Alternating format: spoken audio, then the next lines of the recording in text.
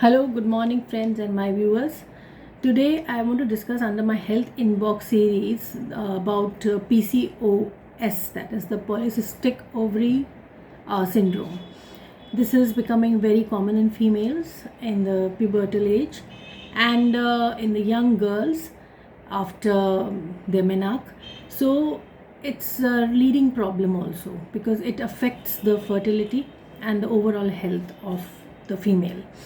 Now, polycystic ovary syndrome shouldn't be taken as one track solution sort of problem, because what is actually in the mind of the clinicians and those specified in this area is to treat the problem in the ovulation, that is the cysts or the immature follicles formed in these females. So these females are not ovulating properly, so they have their problem in the irregular periods or scanty periods or absence of periods for about a 3 months time, that is known as dysmenorrhea, amenorrhea, something like this. Okay, so this is actually a cluster of problems. What happens is that in polycystic ovarian disease or syndrome, there is insulin resistance also. There is problem in the insulin signaling also. There will be problem which can convert into diabetes also. There can be some metabolic dysregulations also. And if the female is insulin resistant earlier on, then that can aggravate or perpetuate the PCOS or initiate the PCOS. So it should be taken as a cluster of problems, as a syndrome, which is not one directional or one point problem regarding only the ovulation problem, but it is a problem regarding the overall metabolic and the endocrine health, or you can say a neuroendocrine metabolic problem in a better sense. Now, what happens in PCOS? Very simply, first of all, the full form is polycystic ovary syndrome, PCOS. And when the female attains puberty, that is when their period starts, mostly there is a tendency of females to accumulate fat. Now, fat accumulation at that point can be regulated by some behavioral and by some kind of environmental and some kind of changes. If that at that age females are motivated to take up some sport or physical activity and some dietary interventions are done, then the female accumulating the fat and becoming obese over a period of time, that can be prevented. Okay, the first point is start from your house, from your home, and as parents, please guide the females, your girl, that they have to incorporate some kind of physical activity or sports in their daily routine consistently. And also please distance themselves from junk food and processed food and lot of sugars also, and sugary foods also, like ice creams, pastries and all, because the thing is that at that age dopamine levels are also high. The child actually seeks for some reward, something which gives them happiness instantly, so they are again in this kind of a circle that they want to eat more of sugary foods. So this is a vicious cycle. They want to eat more, they will become obese, then this problem will come in place, and then this problem will aggravate again that situation. So everything will go in a cycle, and it will be very, very difficult to come out of that kind of a circle. So this is about PCOS. Okay, second thing, what happens in PCOS, why it is happening?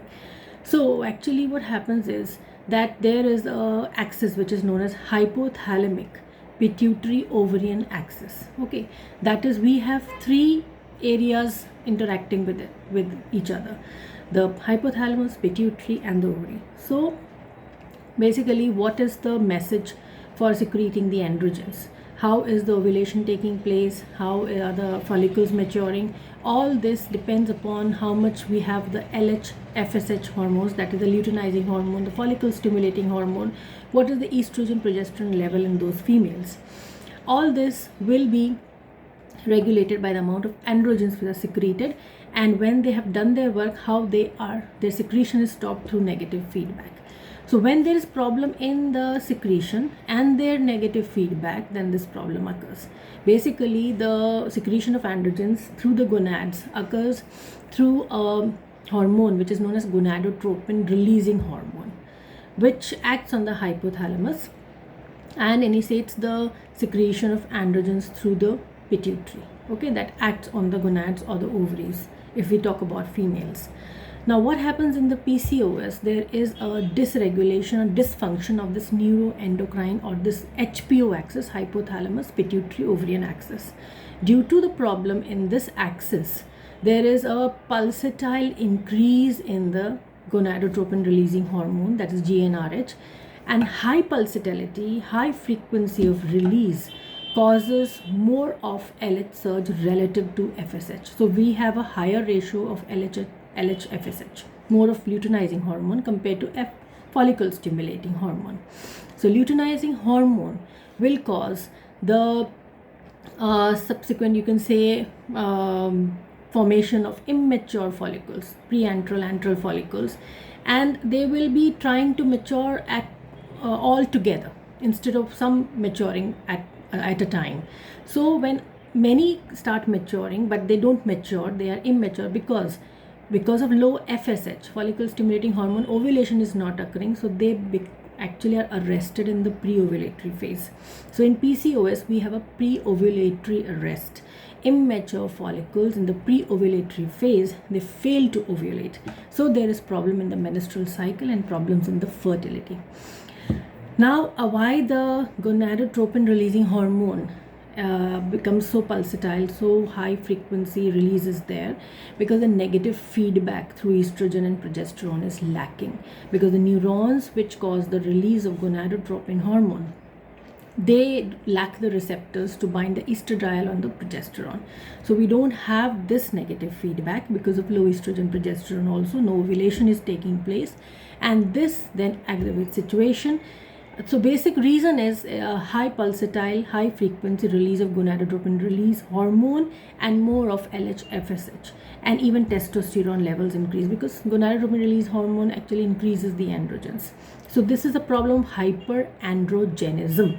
So one factor is obesity, that is females have this tendency to gain weight at the pubertal age. So there can be a behavioral pattern, environmental pattern, genetic pattern, then dietary problems can lead into the dysfunction of the neuroendocrine axis and problem in the hypothalamic pituitary ovarian axis. So we have hypoandrogenism and we have ovulatory dysfunction. So this we have here. Now what happens is that these androgens also interfere in the insulin signaling. That is where the insulin acts the most sensitive, insulin sensitive tissues, the adipose tissue, the skeletal muscle, the liver. Now when these insulin sensitive tissues, their insulin signaling is hampered due to the increased androgen, insulin is not going to enter the cell and not going to carry on the signaling activities, which will result in the GLUT4 receptors to not open the gates, or GLUT4 gates are not open to take up the glucose in the circulation and regulate the glucose level. So these females, they can have hyperglycemia, and because of hyperglycemia, insulin stimulation is more in the pancreas, more insulin will be secreted, so they will have hyperinsulinemia, and this insulin is not actually performing its work, so there will be insulin resistance, which can convert into type 2 diabetes. And specifically these androgens act on the myocytes or skeletal muscle, and they prevent the insulin signaling there, and so muscle being the major organ to take up the glucose through the insulin signaling pathway, or it's most insulin sensitive, the regulation of glucose is quite affected. Okay, so there is a metabolic problem also. These androgens can also cause fatty liver. These can also make the females prone to dyslipidemia, cardiovascular issues, hypertension, mood swings, because what happens in PCOS, there is aberrant secretion of cortisol. That is, the cortisol levels may swing high, low. It's not a very balanced manner of secretion. So there will be problems in the mood. There can be anxiety, there can be depression, ups and downs can be there. And the problem is that when these females are obese, when they have these problems, hormonal disturbances, they suffer from some kind of a low self-esteem also, which aggravates the condition. So there can be multiple factors: behavioral, environmental, genetic, psychological. So all these determinants have to be looked upon before starting the treatment. We cannot fix one treatment, like giving them hormonal pills and regulating their cycle, because this is not a one-time solution for that. If you want a permanent solution, major thing is that incorporate physical activity, aerobic cardio exercises, healthy diet, and just observe that the periods are streamlined, and intervene only when the situation is quite severe or aggravated. Otherwise, there can be mild conditions also which are not suggestive of PCOS. So please rule out the conditions through the symptoms, through the sonography, through their hormonal reports, through the reports of other parameters which can signify any kind of a metabolic problem, or through the insulin levels if possible, to check if there is problem in the insulin signaling and high insulin is there or insulin resistance is present or not, and also through their parental history. PCOS has a strong history also, like genetic history, and that can also make the female prone. Another thing is, we say that we are now talking about like PCOS has come first. Another thing is, if PCOS is not there but is coming after a problem, that is if the female is insulin resistant or is type 2 diabetic or having a history of type 2 diabetes, and so having some impaired glucose tolerance, so that can, along with obesity, along with other issues like dyslipidemia, that is known as metabolic syndrome, when there are cluster of problems, that can also lead to hyperandrogenism and PCOS. So insulin can influence PCOS, can also initiate PCOS and perpetuate the PCOS also, because insulin acts on the liver and it causes the decrease in a component, the sex hormone binding globulin, which is synthesized exclusively in the liver. This SHBG, sex hormone binding globulin, it binds to the androgens and it regulates or controls their activities. So their androgens are secreted in a controlled manner when they are required. Their activity is not much increased because of control through SHBG, sex hormone binding globulin. Now insulin causes the decrease in the SHBG when it is in high amount. Low SHBG can result in free flowing androgens in the circulation, which can increase their activity, unchecked activity. So that can also lead to PCOS. Further, this situation can be then aggravated because insulin is a growth hormone. It will cause fat deposition in various places. It will increase the fat mass also, which can result in the insulin resistance, and then that is the insulin resistance already there, but that can also aggravate the situation of PCOS, because already the female is obese and its obesity will be aggravated due to this problem, and that can also produce disturbance in the neuroendocrine disruption can occur, and the problem in the hypothalamic pituitary ovarian axis. So it's a vicious cycle. Insulin resistance, obesity, problem in the neuroendocrine axis or HPO axis, hyperandrogenism, PCOS. Okay, and this again causes aggravation in the insulin resistance. So this is a vicious cycle. So we cannot say whether insulin resistance has come first to cause this PCOS or PCOS is causing the insulin resistance, but both are a cluster of metabolic syndrome affecting each other. So it's better to intervene through physical activity, through dietary modifications to correct this problem. Not a one track solution, that is drug therapy, because that can affect the female in the later part of her life and in her fertility. That can have effect on her in childbearing also. So please educate your girls to have physical activity, to avoid junk food, and to have healthy diet, so that this vicious cycle could be relieved. Another thing I missed was that it's a very important recent research that the gut microbiome also is responsible for the disruption of HPO axis if the gut bacteria are not healthy.